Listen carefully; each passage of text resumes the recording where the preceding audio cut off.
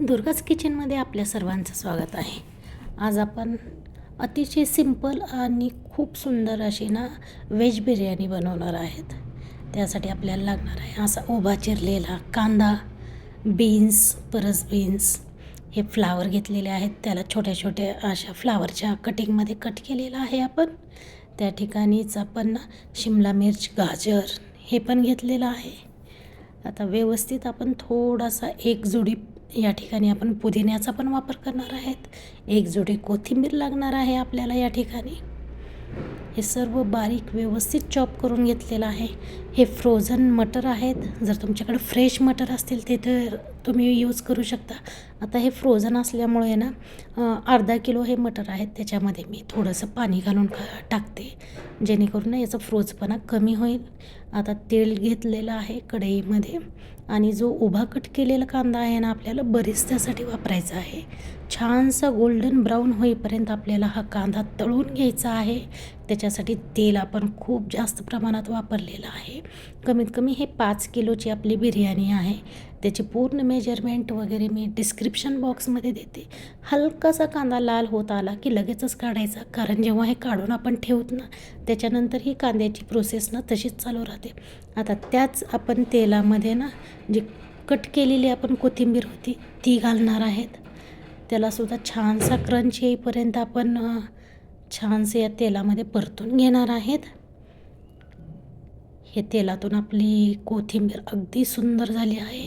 त्याच तेलामध्ये आपण झाऱ्यावरती हे असे काजू टाकून त्यालाही गोल्डन ब्राऊन करून घेणार आहेत आपण.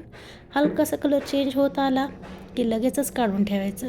आता झाऱ्यावरती आपण 1 किलो पनीर घेतलं आहे. त्याला क्यूब कटिंगमध्ये घेतलेलं आहे आपण. तेही आपण त्याच तेलामध्ये तळून घेणार आहेत. आता या ठिकाणी एका पातेल्यामध्ये आपण 1 किलो तेल टाकलेलं आहे. त्याच्यामध्ये आपण फरसबीन, शिमला मिर्च, नंतर गाजर, फ्लावर आणि आपले वाटाणे ते टाकून छानसं शिजवून घेतलं. त्याच्यामध्ये आपण हळद टाकणार आहेत आणि त्याला छानसं आपण असं मिक्स करून एक एक वाफ काढून घेणार आहेत, म्हणजे शिजवणार आहेत. त्याच्यातच आपण 1 किलो सोयाबीन घेतले होते, ते पाण्यात भिजत घातले होते. त्याचं पाणी पूर्ण काढून घेतलं आणि तेही सोयाबीन आपण या पातेल्यामध्ये टाकले आहेत. कमीत कमी या ठिकाणी आपल्याला अर्धा किलो तरी मीठ लागणार आहे आणि अर्धा किलोच्या जवळपास आपण याच्यामध्ये दही घातलेलं आहे. त्याला छानसं आपण मिक्स करून 1-2 वाफा देऊन टाकणार आहेत. आता या ठिकाणी मी व्हेज बिर्याणी मसाला वापरणार आहे. तो सुहाना मसाला आहे. आता 2 पॅकेट इथं वापरले. 1 किलोला 1 पॅकेट याप्रमाणे आपल्याला 5 पॅकेट लागणार आहेत. या ठिकाणी भरपूर सारी कोथिंबीर आणि पुदिना टाकलेला आहे. याच्यामध्ये आपण ही धने जिरेची पावडर टाकणार आहेत आणि याला छानसं हलवून घेणार आहेत आपण. आता आपण बासमती राईस घेतलेला आहे 5 किलो. त्याला कमीत कमी 2 तास आपण भिजत ठेवलेलं होतं. दुसऱ्या ह्याच्यामध्ये 5 लिटर पाणी घेतलं आणि आता ह्याच्यात खडे मसाले घालणार आहेत. तेजपत्ता, अख्खे साबूत विलायची, लवंग, नंतर दालचिनी, हे सर्व आपण या ठिकाणी एक 50-50 ग्राम या ठिकाणी घालणार आहेत, कारण 5 किलोचा रेशो आहे आपल्या भाताचा. हे सगळं काही आपण याच्यामध्ये घालून चांगली उकळी आणून देणार आहेत आपण.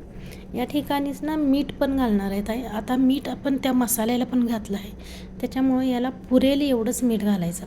आता हे आपले रायत्यासोबतची सलाडची तयारी आहे. याच्यात आपण गाजर, ककडी आणि डाळिंब आणि टॅमॅटो हे बारीक कट करून घेतलेले आहेत आणि त्याच्यामध्ये दही घालून तो सलाड आपण तयार करणार आहेत.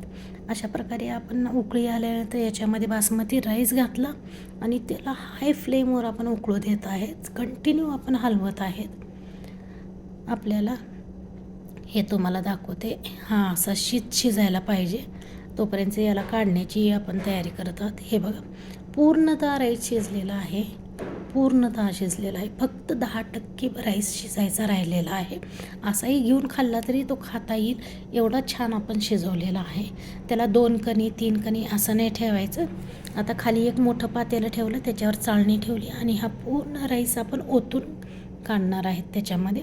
आता खूप जण काय करतात, याच्यावर थंड पाणी घालतात. बिलकुल घालायचं नाही. या बासमती राईसचा वास निघून जातो, सगळ्या फ्लेवरचाही वास निघून जातो. त्याच्यामुळं ते चूक करायची नाही. चाळणीतला राईस डायरेक्टच मोठ्या पातेल्यात आपण घालणार आहेत. या ठिकाणी मी एक अर्धा किलो तूप ना या मोठ्या पातेल्याला लावलेलं आहे. आता त्याच्यामध्ये ना खालच्या साईडनं लगेचच आपण राईस घालू. राईस इकडं काढून ठेवला की ही प्रोसेस लगेचच करायची आहे. याला रेस्ट वगैरे काही देण्याची गरज नाही किंवा याला राईसला पसरवण्याचीही गरज नाही. म्हणून तर म्हणलं सिम्पल रेसिपी आहे. एखादा प्रोग्राम आरामशीर तुमचा होऊन जातो व्हेज बिर्याणीमध्ये. तर ही बिर्याणी नक्की बनवा. आपल्या दुर्गास किचन चॅनलला लाईक, शेअर, सबस्क्राईब करायला विसरायचं नाही. राईस पूर्ण आपण पातेल्यामध्ये चौकडून फिरवून घेतलेला आहे. आता ना याच्यामध्ये आपण 2 लेअरमध्ये ही बिर्याणीची थर देणार आहेत. आता ही फर्स्ट लेअर चालू आहे आपला. हे 2 ते 3 आपण या ठिकाणी झारे ना हे पूर्ण व्हेजीस याच्यावर टाकून घेऊत. सगळीकडे असं पसरवून घेऊत आपण हे. आणि याच्यावर जे आपण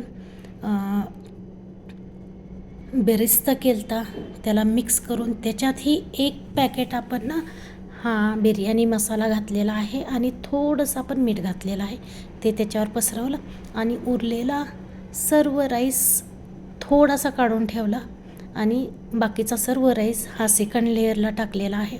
आणि आता हे पूर्ण भाजीपाला किंवा भाज्या ज्या शिजवलेल्या आहेत, जे बॅटर आपण बनवलेलं ते आपण याच्यावर सेट करणार आहेत.